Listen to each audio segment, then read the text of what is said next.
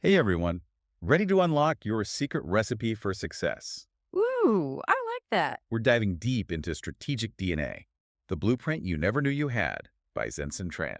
That's right. And this book makes a pretty bold claim. It says that everyone, and I mean everyone, already has this blueprint inside them, just waiting to be discovered. No more following the crowd then. Exactly. Hmm. Zenson Tran says, forget those one size fits all approaches. It's what makes you different, what makes you you, that gives you a real advantage. Okay, I'm intrigued, but what exactly is strategic DNA? Well, in the preface in chapter 14, he talks about strength, market needs, and vision. Hmm, sounds like a lot to unpack. Think of it like this. Imagine you're baking a cake. Your strengths are like your special ingredients, right? Maybe you're amazing at marketing, or maybe you have a knack for numbers. The market's needs, well, that's kind of like what people are hungry for. Are they craving a simple cupcake or something more elaborate? And your vision, well, that's the picture in your mind of the perfect cake. I'm loving this baking analogy. Strategic DNA is about combining all those things in a way that is unique to you. So no more trying to copy everyone else's recipe. Exactly. You've got your own secret formula for success. I love it. But sometimes I feel like I'm stuck in the kitchen with no idea what to bake. It's so lost in all the different strategy theories out there, just like Zenson Tran talks about in chapter 2, Oh, absolutely. So many people overcomplicate strategy. They get lost in the weeds and forget about the fundamental goal, which is, creating, delivering, and capturing value. And these three things, they have to be in balance. okay, so tell me more about these three elements because they sound pretty intriguing. Sure. Let's imagine you're a musician and you're trying to make it big. Creating value, well, that's all about writing a killer song. Something people will love, something they connect with. Delivering value, that's how you get your music out there. You play gigs, promote online, maybe even press some vinyl. And capturing value, well, that's making sure you're getting something back for all your hard work, right? Could be money, recognition, the satisfaction of seeing people sing along to your tunes. So it's not enough to just create something amazing. You also have to know how to get it into the right hands and make sure you're getting something back for all your effort. You got it. That's where a lot of people struggle. They might be brilliant creators, but they have no idea how to market themselves or build a sustainable business. It's like that old saying, build it and they will come. Doesn't always work that way in the real world, does it? So how can we avoid falling into that trap? Well, Zenson Tran uses some pretty interesting examples to illustrate these principles. Like in chapter 3, he talks about the Silk Road, that ancient network of trade routes. Yeah, I remember learning about that in school. It wasn't just about moving goods, it was about building trust. Wait, trust on the Silk Road? I mean, how did that even work? Imagine a world without contracts, without lawyers, even without a common language in many cases. Ooh, Traders from all these different cultures had to rely on reputation and relationships. Your word was your bond. it was a high-stakes game of trust. You said it. And if you messed up, well, word would spread pretty quickly. That's incredible. It makes you think about how important trust still is today. Even with all our fancy contracts and legal systems, I Yeah. mean, think about buying something online. You're essentially trusting a stranger with your credit card info. Exactly. We may not be crossing deserts on camels anymore, but that principle of trust, it's still essential for any business, really. Wow, who knew we could learn so much about modern business from ancient history? Right. Zenson Tran also talks about the Roman Empire. Oh yeah, those toga-wearing conquerors. He argues that they weren't just good at conquering, they were masters of delivery. What do you mean? They didn't just seize territory, they built roads, aqueducts, legal systems. So it wasn't just about winning battles. Nope. It was about creating systems that delivered value, made life better for the people they conquered. So it was about keeping everything running smoothly. You got it. The Romans understood that to build a lasting empire, you need more than just brute force. You have to provide something that benefits people, something that makes them want to be a part of your system. That's a lesson some modern-day empires could learn from. I think so too. It makes me think about how all of this ties back to finding our own strategic DNA. I was just thinking the same thing. How do we put all this into practice? That's a great question and one we're going to dive into right after this quick break. All right, we're back, and I'm ready to crack the code on my own strategic DNA. You and me both. We've been talking about trust, delivering value, conquering Romans. It's quite the mix, right? But how do we really put all of this into practice? Well, Zenson Tran dives into that in chapter 13. It's called Finding Your Strategic DNA. Okay. He says the most successful people and companies, well, They're not just chasing every shiny opportunity that comes their way. Right. They're focused, laser focused on what aligns with their strengths, what the market needs, and their vision for the future. He actually compares it to real DNA in chapter 14. Oh, interesting. Just like DNA determines the unique traits of a living thing, he says strategic DNA determines what makes a strategy stand out and, actually work. So it's about figuring out what you're really good at Yeah. and focusing your energy there. Exactly. It's not about being a jack of all trades. It makes me think of companies like Tesla. Oh, yeah. They didn't just build electric cars.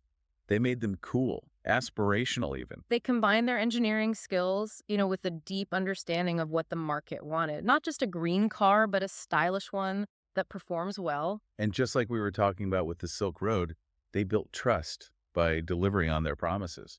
You got it. That trust, it's like a multiplier effect for your strategic DNA. Okay, so how do we start uncovering our own strategic DNA? Where do we even begin? Well, Zenson Tran asks a pretty thought-provoking question in chapter 15. Ooh, let's hear it. He says, if this concept of strategic DNA is so obvious, why don't more people recognize it? Good question. He says we get distracted by what everyone else is doing. Oh, yeah, I can totally relate to that. We chase trends, and let's be honest, sometimes fear holds us back. Fear is a big one, for sure. It's easy to get stuck comparing ourselves to others, thinking we're not good enough. But you're saying we need to embrace what makes us different. That's exactly it. He argues that our uniqueness, that's where our power lies. This makes sense. But, it can be tough to see our own strengths sometimes. Oh, absolutely. It's like that saying, can't see the forest for the trees. So to help us cut through all that, he gives us 3 guiding questions in chapter 16. Okay, lay them on me. What value am I creating? Or what else? How will I deliver this value? And how will I capture value in return? Those are great questions. It's like he's giving us a roadmap. Precisely. He emphasizes that while those questions are, universal, the answers are going to be different for everyone. Right. It's about finding a strategy that feels authentic to you. I like that. Authenticity. It makes me think about those people who just seem effortlessly successful. It's like they're not even trying, they're just being themselves. That's a great point. When your strategy is aligned with who you are at your core, it probably stops feeling like work. I think so too. It becomes a natural expression of yourself. But, the world's constantly changing, right? Always. So I'm guessing our strategies need to adapt and evolve too. You got it. Zenson Tran reminds us in chapter 17 that strategy is a practice, not a destination. Yeah. He compares it to tending a garden. Oh, I like that. You plant seeds, you nurture growth, harvest the rewards. But a garden, it's never really finished, is it? It's an ongoing process. And just like a garden needs constant attention to thrive, our strategies need adjustments as the world changes. Speaking of change, let's talk about AI. Oh yeah, the elephant in the room. It's changing everything so fast it's hard to keep up. In chapters 9-11, Zenson Tran dives into how AI is impacting strategy. What's his take on all of this? He has this kind of aha moment, Really? where he realizes that AI isn't about replacing human strategists at all. So we're not all going to be out of a job. Yeah, not quite. He says it's about amplifying our abilities. Think of it like having a superpowered research assistant. I like the sound of that. It can analyze tons of data, spot trends, even simulate different scenarios, stuff that would take humans forever to do. So AI is like a strategic superpower. In a way, yeah. But he makes it clear the value of AI depends on the questions we ask it. It's a powerful tool, but it needs a skilled operator. That makes sense. Yeah. It's like any other tool, right? Yeah. You need to know how to use it effectively. Exactly. He uses the example of SpaceX. They're using AI to design rockets. No way. Yep. By simulating millions of launches, they can find and fix problems before a rocket even leaves the ground. That's incredible. But it also shows how important it is to have the right people in charge. Right. People who can ask the right questions, interpret the data. AI can help us think strategically, but it can't replace human intuition and creativity, right? Exactly. That understanding of, the messy and unpredictable world we live in. So we need to learn how to work with AI, not against it. But this whole strategic DNA thing, AI, the future of strategy, Yeah. it's a lot to think about. It really is. But that's where Zenson Tran's wisdom really comes in, I think. That is so. He reminds us in chapter 19, a conversation across generations, that the most important quality for any strategist is curiosity. It's a really interesting chapter. It is. He frames it as this conversation with a young strategist, offering advice, sharing lessons he's learned along the way. It's like he's passing the torch to the next generation. Exactly. He emphasizes that the best strategists aren't those who think they have all the answers. It's those who ask the best questions. They're constantly exploring, experimenting, learning from their mistakes. It's not about having a rigid plan. It's about being open to new possibilities, Yeah. approaching challenges with, I don't know, a sense of wonder. You got it. He reminds us that the world is full of surprises, and the only way to navigate it successfully is to stay curious. That's a powerful message, And that's why he leaves us with this final challenge in the last chapter. which is, What legacy do you want your strategies to leave? He reminds us that strategy isn't just about achieving our own goals, it's about making a positive impact. on the world around us. That's right. It's a call to action, It makes me want to ask myself, am I using my strategic DNA to make a difference? Am I leaving the world better than I found it? That's the beauty of this book. It's not just a guide to strategy, it's a guide to living a more purposeful life. I love that. So I guess the real work begins now. I think so. It's amazing how we started talking about ancient history, and now we're here discussing AI in the future. It really is all connected, though, isn't it? Back to that idea of strategic DNA. And in this last part of the book, Zenson Tran really ties it all together. He Mhm. lays out a framework for strategic thinking in our modern world. And, a world where data and AI are becoming so important. Right, exactly. And in chapter 12, he talks about that. Yeah. Foundations for Strategic Thinking in the Modern World. Mm-hmm. He talks about how all of these new tools are changing the game. It's like we have access to so much more information now than ever before. All these insights. He even uses this analogy of like building a colony on Mars. Whoa. It's a good one. Right? So AI and data, they're like those initial scans of the planet, Okay. showing us where to land, what resources we've got available.